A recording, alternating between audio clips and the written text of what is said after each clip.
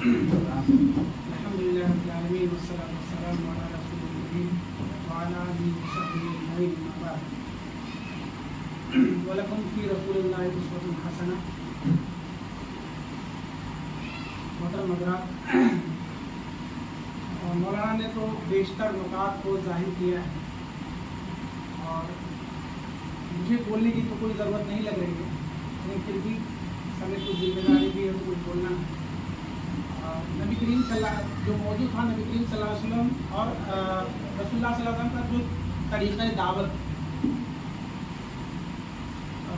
جو بہت زیادہ مجھے اس پر تو علم نہیں ہے، لیکن جو میں نے سوچا ہے اور جو میرے علم کی حد تک پڑھنے کے بعد جو مجھے ظاہر ہوا ہے کہ نبی کریم صلی اللہ علیہ وسلم کو اللہ تعالیٰ نے اپنی دعوت کے لیے چنا تھا، اپنی اس خاص دعوت کے لیے چنا تھا.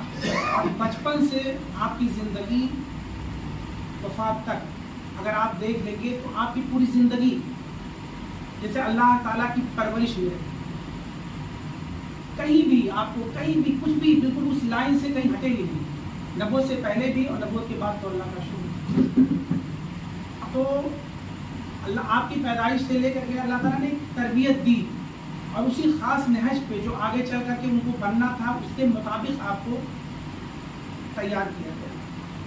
اور 40 سال کی عمر، جیسا کہ انہوں نے بتایا، ایک ایسی عمر ہوتی ہے جب آدمی کی فکر بالغ ہو جاتی ہے، جب اس کی فکر میں پختگی آ جاتی ہے، تو اللہ تعالیٰ نے آپ کو اپنا فریضہ سونپا کہ اب آپ کا کام کیا ہے. وہ ساری چیزیں ہیں، لیکن کام صرف یہ تھا اور نبی کریم صلی اللہ علیہ وسلم کی دعوت یہ تھی، بس اللہ کا کلام آپ کی دعوت تھی اور اللہ تعالیٰ کا کلام ہی آپ کا عمل تھا. اور اسی کے مطابق اگر ہم دیکھیں گے نبی کریم صلی اللہ علیہ وسلم کے اقوال کو دیکھیں، جیسے جو احادیث صحیح ہیں، تو بارہا آپ کو ملے گا کہ جیسے قرآن شریف کی تفسیر یا قرآن شریف کو آپ نے اپنے الفاظ میں سے کہہ دیا یا کر دیا، اور اس کی پوری بس تو جو میری سمجھ میں آ رہا ہے مولانا کی باتوں سے اور میرے مطالعے کے حد تک کہ آپ کی پوری زندگی اور آپ کا طریقہ دعوت جو تھا وہ قرآن تھا اور اللہ کا فرمان تھا. باقی ساری چیزیں پڑی ہوئی ہیں کہ آپ اپنے آپ، اللہ تعالیٰ نے خود کئی جگہ پہ ٹوکا کہ آپ اپنے آپ کو ہلکان کیوں کر رہے ہیں. بھائی جن کے دل اسلام کی طرف مائل ہونے والے ہیں، تیار ہیں، وہی اسلام لائیں گے. جن کے دل بنجر ہو گئے ہیں، جن کے دل سخت ہیں، ان پر بارش کا کوئی اثر ہونے والا نہیں ہے، اس پر اس دعوت کا کوئی اثر ہونے والا نہیں ہے. تو اللہ نے کئی بار آپ کو ٹوکا. بالکل دعوت دینا نبی کا کام تھا، لیکن بار بار دعوت دینے سے پہلی بار کہ آپ ہلکان نہ ہوئیے. آپ کا کام ہے صرف پیغام پہنچا دینا. ٹھیک ہے، اللہ تعالیٰ کے نبی صلی اللہ علیہ وسلم نے پیغام کو پہنچایا، ٹھیک ہے. اس کے پھر پیغام پہنچانے کا جو رد عمل تھا وہ آپ لوگوں کی نظر میں ہے. نبی صلی اللہ علیہ وسلم کو کتنی پریشانیاں اپنی زندگی میں اٹھانی پڑی.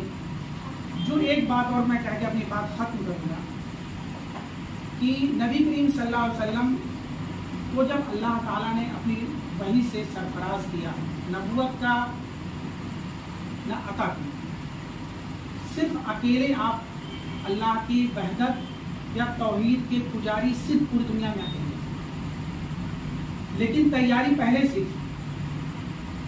آپ کو تیار پہلے سے کیا گیا تھا. اس کی پوری دنیا ایک، اگر ہم کتنے لوگ ہیں، اگر اس میں ایک شخص سب کی مخالفت کر دے تو وہ بڑی جگر کی بات ہوتی ہے. تو اللہ تعالیٰ کا وہ کلام یا وہ نبوت کا پیغام قرآن مجید کی شکل میں جو ہمیں اللہ تعالیٰ کے ذریعہ اللہ تعالیٰ کا کلام تک پہنچنا تھا، اس کلام کو پہنچانے کا مطلب ہی تھا کہ پوری دنیا کی مخالفت، کیونکہ اس وقت تو مشرکین تھے.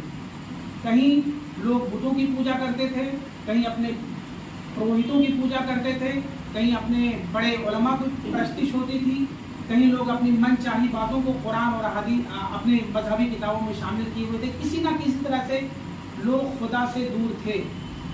اور دین کا مطلب ہی تھا، یا نبی کریم صلی اللہ علیہ وسلم کی نبوت کا مطلب تھا کہ ان تمام چیزوں کی مخالفت. تو اللہ تعالیٰ نے آپ کو بہت صبر دیا تھا، بہت استقامت دیا تھا، اور تدریجاً اس کے باوجود بھی جب آپ کو کہیں تھوڑی سی بھی ضرورت ہوتی تھی تو وحی الہی سے مدد ہوا کرتی تھی.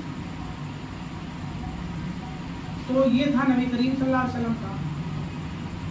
اب ہم لوگوں کا طریقہ دعوت کیا ہو، اس کے لیے تو مولانا نے بالکل وضاحت کے ساتھ تمام چیزیں رکھی ہیں. بالکل ہم لوگوں کا طریقہ دعوت وہی ہو جو نبی کریم صلی اللہ علیہ وسلم ہے. اگر ہم اسی رنگ میں رگے رہیں گے جو قرآن کا اور نبی کریم صلی اللہ علیہ وسلم کا طریقہ ہے، تو ومن احسن من اللہ صفا، تو اس سے بہتر کوئی رنگ نہیں ہو سکتا، اس سے بہتر کوئی دعوت نہیں ہو سکتی. اللہ تعالیٰ سے دعا کہ اللہ تعالیٰ ہم سب کو اس پر عمل کرنا